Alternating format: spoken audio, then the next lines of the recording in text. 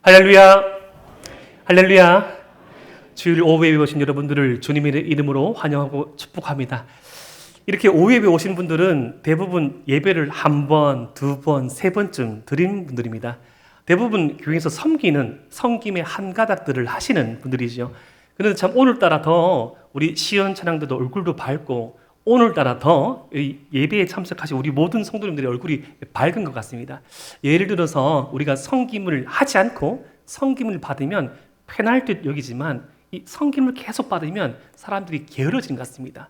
반면 좀 섬길 때 여기까지 섬기고 또 섬기고 아직까지 섬겨야 되냐 하지만 섬김의 자리에 있을 때 우리가 더욱더 큰 은혜를 누린 줄 믿으시길 바랍니다.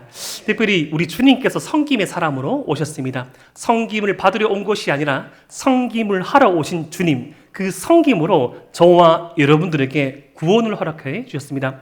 그 섬김의 사람의 모습으로 가장 빛나는 사람 중에 오늘 이 말씀에서 요셉이 있습니다. 요셉은 어느 곳에 가든지 섬겼습니다. 그 모자라고 어리석은 형들 사이에 있을 때도 섬겼고, 형들에게 팔려서 이 보디발의 집에 갔을 때도 섬겼고, 그리고 보디발의 집에서 억울한 누명을 쓰고 또 다른 감옥에 올라가서도 섬기고, 그 섬김의 삶을 통하여서 애굽의 2인자 총리가 되었을 때도 세상 가운데 군림하는 것이 아니라 섬김으로써 세상을 살리는 사람의 모습을 보였습니다. 바로 이 요셉은 예수님의 하나의 예표이자 그리스도인들이 살아갈 그 삶을 보여주는 것입니다. 세상은 군림하고 세상은 더 많은 힘을 획득하였을 때 섬김을 받으려 하지만 가장 낮은 자리에서 그 자리에서 하나님의 은혜로 말미암아 섬기는 자 한 사람을 통해서 역사합니다. 특별히 섬김의 사람들이 모인 이 오후 찬양 예배 때 섬김의 은혜를 깨닫게 하실 하나님을 이름을 찬양합니다. 오늘 특별히 이 말씀이 이렇게 시작됩니다. 그 후에 여러분들 성경 말씀을 읽을 때 이 아주 중요한 말씀이 몇 가지 있습니다. 그러므로 이제는 그 후에, 특별히 구약에서 이 그 후에 같은 이 말씀들은 앞에 있는 모든 사건들을 축약하고 요약하는 사건입니다. 오늘 말씀 그 후에는 그 전이 있었던 거죠. 바로 창세기 39장 말씀이 있었습니다. 여러분, 창세기 39장 말씀이 어떤 말씀입니까? 이 요셉이 형들에게 이 버림을 당해서 팔림을 당해서 애굽의 보디발의 집, 이 친위대장, 근위대장 보디발의 집에 종으로 들어가게 됩니다. 그 보디발의 집에서 하나님께서 은혜를 더하여 주시사 이 많은 사람들을 섬기는 사람으로 살아가고 있는데 그 보디발의 이 아내 여주인이 유혹을 합니다. 당시 고대 근동 사회에서 노예는 이 주인의 전유물이었기 때문에 이 여주인의 유혹은 어쩌면 세상에서는 상식이었습니다. 하지만 요셉은 세상의 상식을 따라가는 것이 아니라 말씀의 상식에 순종한 사람으로서 그 유혹을 거부하게 되고, 오히려 무교를 요셉은 성추행범으로 몰리게 되어서 이 아주 악질의 죄수들이 머무는 그 감옥에 들어가게 됩니다. 그런데 그 감옥에서 어떠한 일이 일어납니까? 우리 창세기 39장 20절과 21절 말씀을 함께 한번 읽어보겠습니다. 시작. 이에 요셉의 주인이 그를 잡아 옥에 가두니 그 옥은 왕의 제수를 가두는 곳이었더라. 요셉이 옥에 갇혔으나 여호와께서 요셉과 함께 하시고 그에게 인자를 더하사 간수장에게 은혜를 받게 하시며, 하나님의 말씀의 은혜를 알던 요셉은 어쩌면 절망하고 어쩌면 포기하고 어쩌면 모든 것들을 참 놓을 수 있겠지만 그곳에서도 하나님의 은혜를 믿고 살아감으로써 하나님의 은혜가 더하여지고 이 사람들에게도 은혜를 받게 됩니다. 하나님의 은혜, 요셉의 순종, 이것이 결합된 그의 삶은 창세기 39장 22절과 23절에 이렇게 나타납니다. 간수장이 옥중 죄수를 다 요셉의 손에 맡김으로 그 재반 사물을 요셉이 처리하고, 간수장은 그의 손에 맡긴 것을 무엇이든지 살펴보지 아니하였으니 이는 여호와께서 요셉과 함께 하심이라. 여호와께서 그를 범사에 형통하게 하셨더라.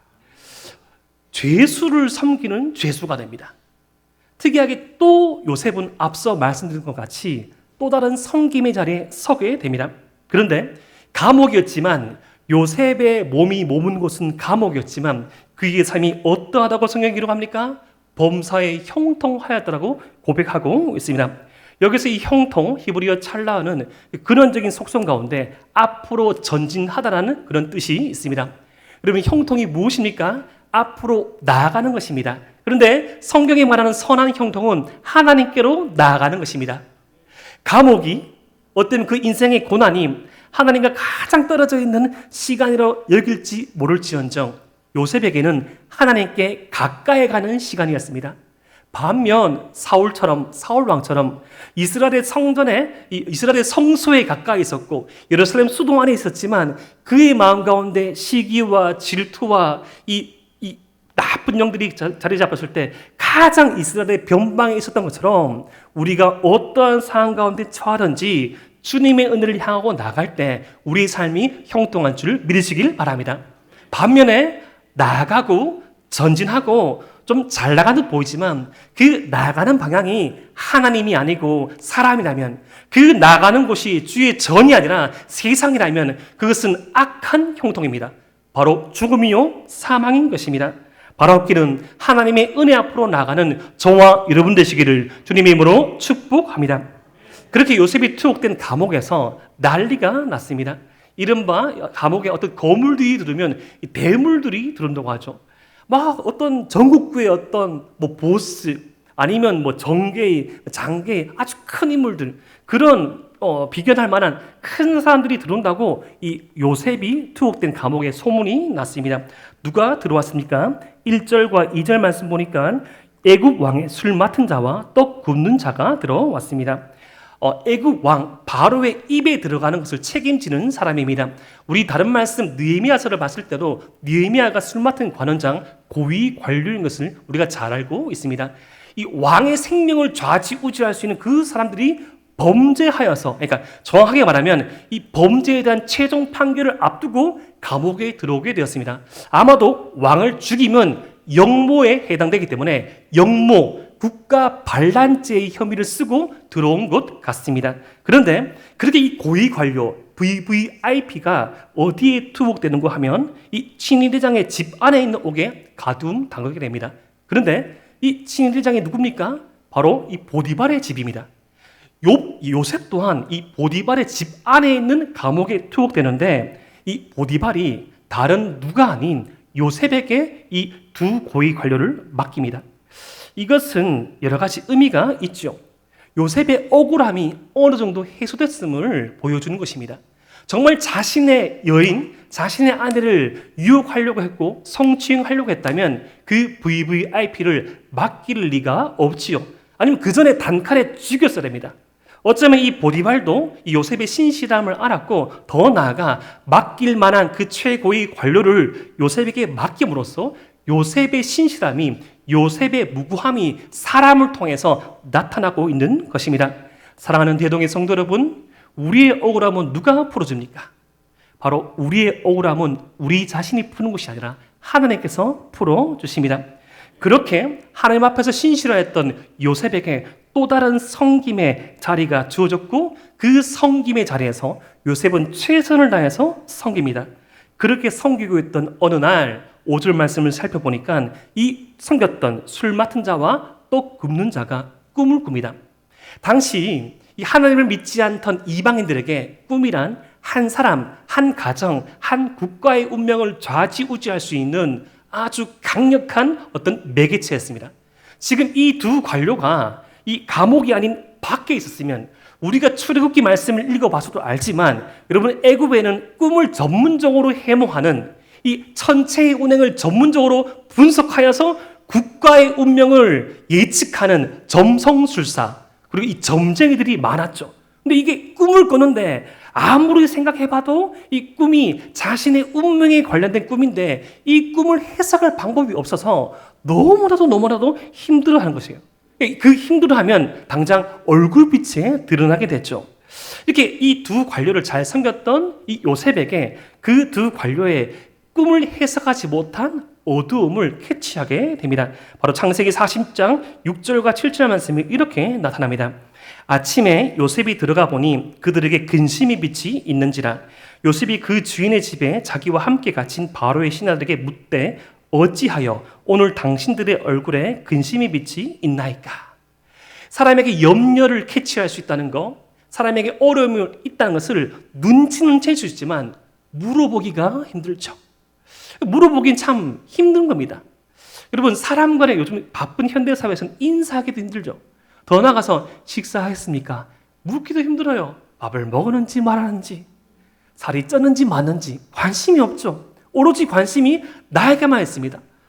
또 뭐 나올 때 저는 그러지 않겠지만, 예를 들어서 우리 대동께 성도님은 아무도 안 그랬겠지만 거울 앞에서 30분을 쳐다보고 요래 빚어도 저래 빚어도 똑같은데 계속 빚으면서 살이 쪘니 많니 하면서 자기한테만 관심 있잖아요. 달리 보면 내 집값만 관심 있죠. 남의 집값 올라가게 내랑 무슨 상관입니까? 아무 상관없죠. 근데 남의 목 올라가면 그렇게 배가 아픕니다. 내게 좀 올라가면 그렇게 좋다가 또 떨어지면 얼마나 근심이 빛이 가득하지 않습니까? 그런데 지금 요셉은 섬기는 자로서 어떤 이익과 영리를 취하려고 그들의 어떤 표정과 마음을 살피는 것이 아니라 하나님의 백성으로서 축복의 통로로서 복을 유통시키는 자로서 하나님을 대하들, 영혼을 대하들, 그들을 섬김으로써 그들의 근심의 빛을 살펴본 겁니다. 이 성도들 중에서 그런 분들 계시죠? 누가 우리에게 힘이 됩니까? 어떤 답을 주고 해결책을 주고 어떤 일을 돌파하게 하는 분들이 힘이 됩니까? 힘이 들고 어렵고 눈물 날 때 구체적인 답이나 어떤 해결 방법이 아니라 손 한번 콕 잡아주고 내가 기도하고 있어.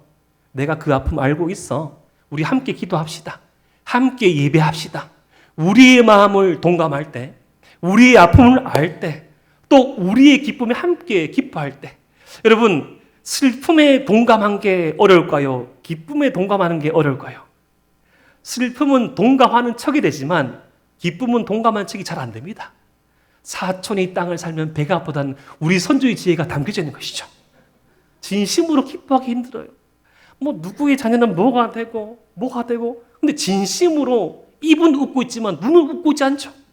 입꼬리는 올라가고 있지만 눈은 이렇게 됩니다. 참 힘들죠. 기쁨으로 전심으로 기뻐질 수 있는 그 마음, 바로 주님의 마음이지요. 이런 요셉의 선한 관심에, 이 선한 섬김에 두 관원들이 대답을 하죠. 이렇게 저렇게 그렇게 대답을 합니다. 그 대답을 듣고 요셉이 창세기 40장 8절 말씀에 이렇게 말합니다. 우리 창세기 40장 8절 말씀을 함께 한번 읽어보겠습니다. 시작. 그들이 그에게 이르되 우리가 꿈을 꾸었으나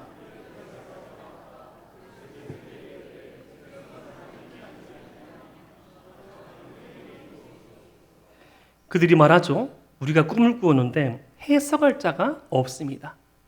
너무나 답답합니다.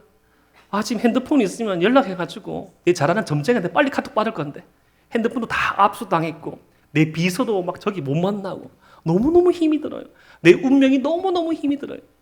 여러분, 여기에서 하나님의 백성의 어떤 아닌 자들의 어리석음을 보게 되죠. 그 모든 것들을 좌지우지하고 그 무소불위의 권세의 정점에 있던 자들이 이 하루 한날 아침에 자신의 운명에 대해서 너무나도 두려워하는 존재로 전락함을 바라보게 됩니다. 이들은 착각하고 있죠. 사람이 자신의 어떤 꿈을 해석할 수 있다고, 사람이 어떤 인생의 어떤 미래를 예측할 수 있다고 그렇게 믿고 그렇게 도움을 청하고자 하는데 그 길이 막히니까 너무 힘이 든 것입니다. 그런 그 어리석은 지혜를 가진 그 두 관원에게 요셉이 이렇게 말합니다. 해석은 하나님께 있지 아니하니까.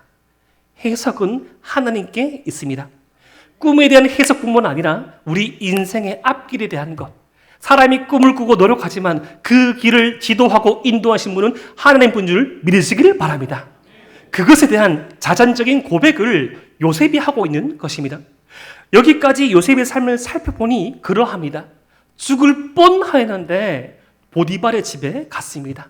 보디발의 집에서 최선을 다해서 살아오고 그래서 모든 것들을 맡김당한 섬김을 하는 그 자리에 있었지만 정말 내가 어찌 하나님 앞에 득제하리오라고 하면서 그 옷을 벗어두고 도망쳐나왔던 그가 도리어 성추행범으로 몰리고 억울한 누명을 썼지만 그것이 끝이 아니었습니다.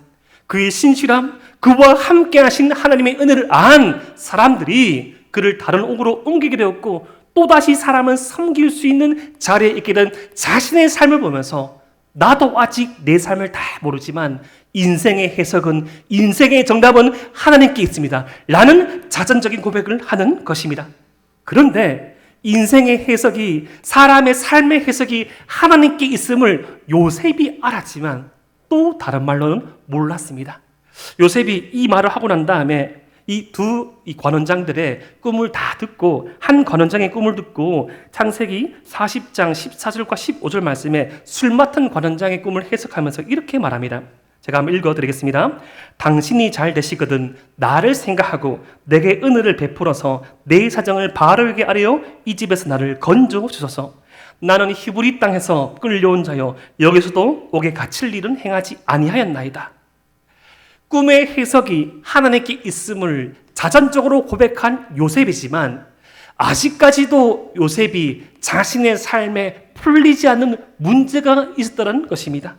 지금 요셉은 청탁을 하는 것이 아닙니다.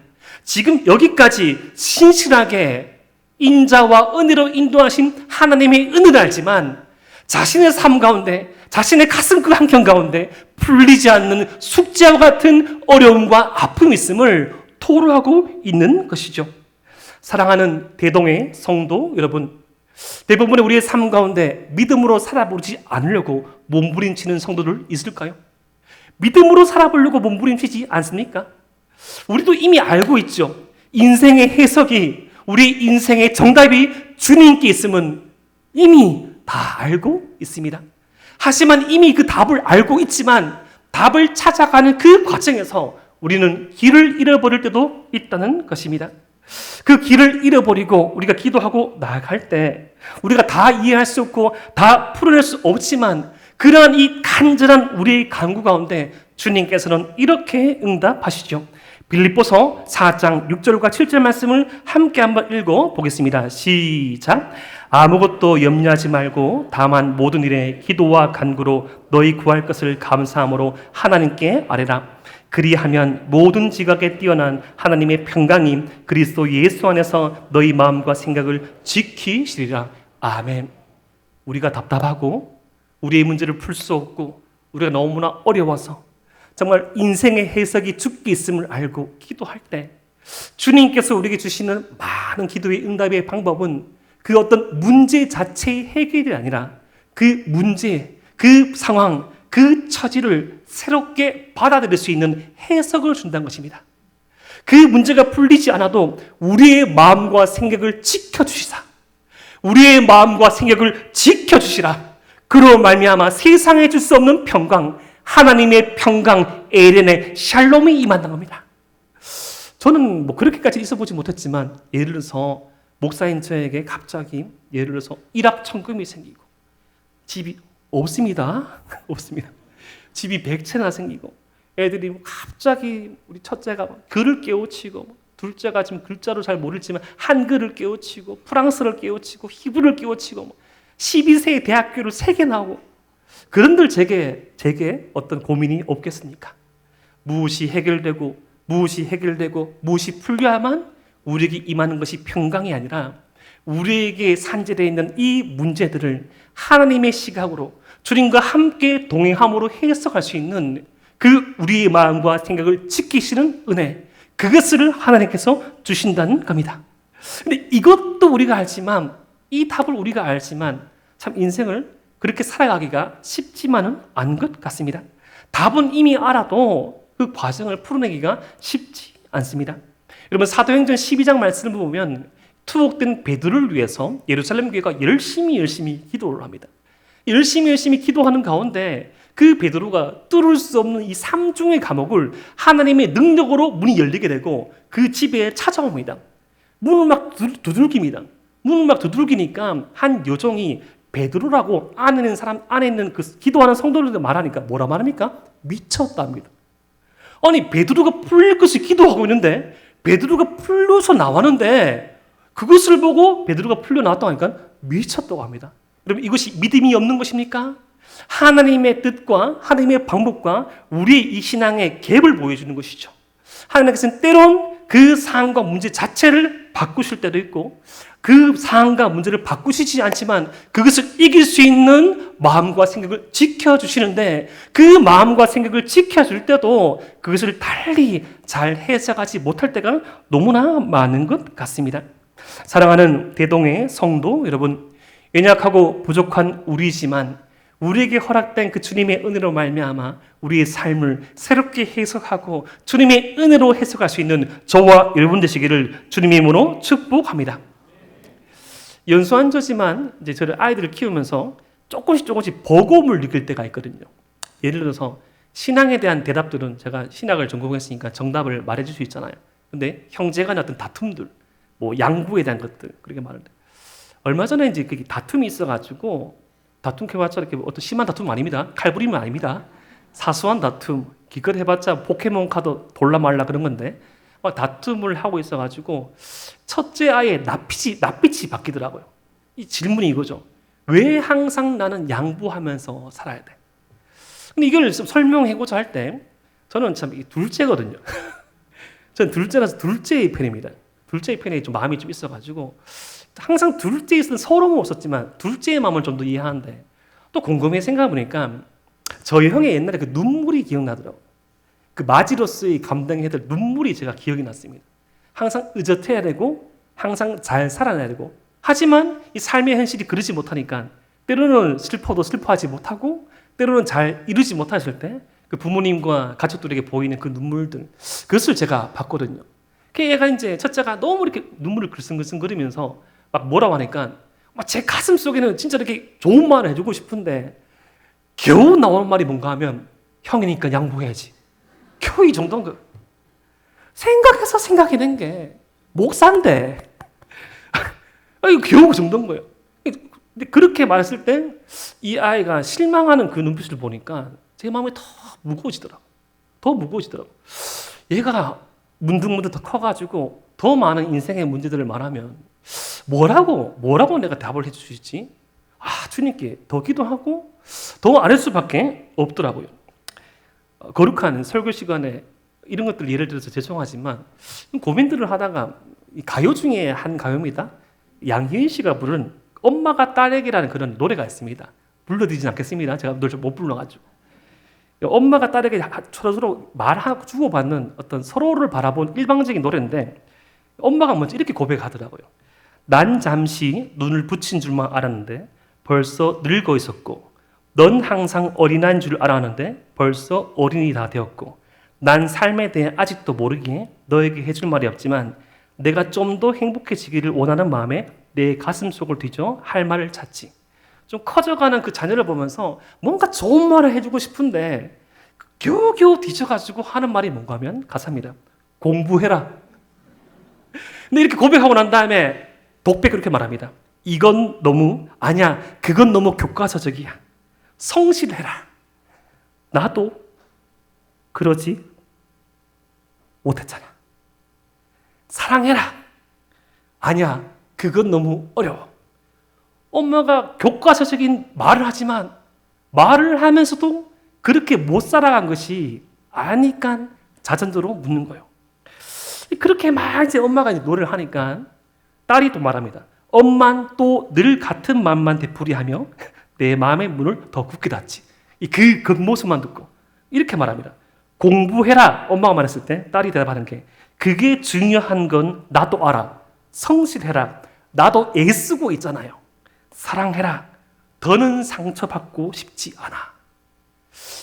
엄마도 진심을 가지고 말하고 싶지만 겨우 하는 말이 공부해라. 저처럼 형이니까 양보해라. 나중에 이렇게 하게 싸우지 마라. 싸워서 되겠나? 목사들이 이래 되겠나? 겨우 그런 말을 하겠죠. 이미 답은 알고 있지만 그 답과 그 정답으로 이르는 그 과정을 우리는 너무나도 미숙하게 처리하고 너무나도 거칠게 표현할 때가 많이 있다는 것입니다. 사랑하는 대동의 성도 여러분, 우리는 이미 답을 가지고 있습니다. 해석은 하나님께 있다. 근데 그것을 믿고 살아가는 우리 믿음의 여정에 그럼에도 불구하고 주님께 답이 있기에 우리는 그 답을 알고 그 답의 풀이 과정을 풀어내고 있지만 우리의 연약함을 인정하셔야 됩니다. 그리고 때때로 이런 거친 답과 거친 표현과 이 요셉처럼 이미 답이 있는 줄 알면서도 또다시 청탁을 하는 듯한, 나도 이곳에 있을 사람이 아닌데 나의 이 억울함을 풀어달라고 말도 할 수 있지만 우리에게 선한 길을 예비하신 그 주님의 은혜를 우리가 믿어야 합니다. 내일부터 이사야 통독에 들어가게 됩니다. 여러분, 이사야는 이 구약의 복음서로 일컬어지는 그런 말씀입니다. 무려 66장. 제가 예전에 제가 자라난 교회에서 이사야 강의를 했거든요. 제 기억이 맞다면 3년 반 동안 했을 겁니다. 온 성도가 진짜 힘들었어요. 계속 막 하니까. 근데 이사야는 1장부터 39장은 구약의 구조를 가지고 있고 40장부터 66장은 신약의 구조. 그러니까 이 구약과 신약의 구조를 가지고 있어가지고 명쾌한 어떤 말씀을 요약한 말씀인데요. 특별히 이사야 후반부에 가면, 이사야 전반부에는 이사야 그 시대에 그렇게 이스라엘이 말을 안 듣고 하나님의 말씀을 귀담아 안 듣고 끝내 그 경고의 말씀을 무시하고 망할 수밖에 없는 그들의 어떤 상황이 묘사됐는데 40장 이후로는 싹 바뀌어가지고 새로운 희망과 새로운 소망이 선포되는데 그들에게 선포된 희망과 소망도 100점은 아니었습니다. 특별히 이사야 50장 이후에 보면 포로 귀환 이후에 돌아올 그 백성들에게 주어진 말씀이 있는데, 여러분, 이 포로 시기를 마치고 돌아온 이스라엘 백성들에게, 예루살렘 거민들에게 아무것도 없습니다. 아무것도 없어요. 근데 아무것도 없는 그 절망의 땅, 그 불모지의 땅에서 살아갈 그들에게 이사야가 하나님의 말씀을 이렇게 대언합니다. 이사야서 55장 6절부터 8절 말씀. 너희는 여호와를 만날 만한 때에 찾으라. 가까이 계실 때 그를 부르라. 아무것도 없는 이 불모지, 황무지가 주님을 가장 가까이 만날 수 있는 장소가 될 수 있다는 것입니다. 악인은 그의 길을, 불의한 자는 그의 생각을 버리고 여호와께로 돌아오라. 그리하면 그가 긍휼히 여기시리라. 우리 하나님께로 돌아오라. 그가 너그럽게 용서하시리라. 건물이 없으면 건물을 세우고 어떤 물자가 없으면 물자를 확보하는 것이 아니라 하나님의 백성에게 새로운 출발에, 영원한 새로운 출발자는 주님께로 돌아가는 것, 주님께로 돌아가는 것, 여호와께로 돌아가는 것. 그때 황무지와 같은 인생 가운데 새로운 꽃이, 광야 같은 삶에 새로운 생수의 길이 열어김을 믿으시기를 바랍니다. 그럴 수 있는 근거는 마지막 8절 말씀이 나옵니다. 우리 이사야서 55장 8절 말씀을 함께 읽어보겠습니다. 시작. 이는 내 생각이 너희의 생각과 다르며 내 길은 너희의 길과 다름이니라. 여호와의 말씀이니라. 아멘. 오늘 말씀을 통해서 살펴봤던 요셉의 삶이 그러하였습니다. 끝날 줄만 알았던 그 절벽, 떨어진 그 삶에 그 다음이 있었습니다. 우리의 생애를 돌아봅시다. 연약하고 모자라고 이기적이고 철없는 우리였지만 여기까지 인도하신 하나님께서 앞서 행하실 것입니다. 누구에게? 주의 은혜를 의지하는 자에게, 누구에게? 주님에게 우리의 길을 의탁하며 나가는 그 자에게 섬길 수 있는 자리를 예비하시며 섬길 수 있는 은혜를 허락하실 것입니다. 그 섬길 수 있는 자리에서 주님을 믿음으로 말미암아 형통케 하는 삶을 누리시는 저와 여러분 되시기를 주님 이름으로 축복합니다. 기도드립니다.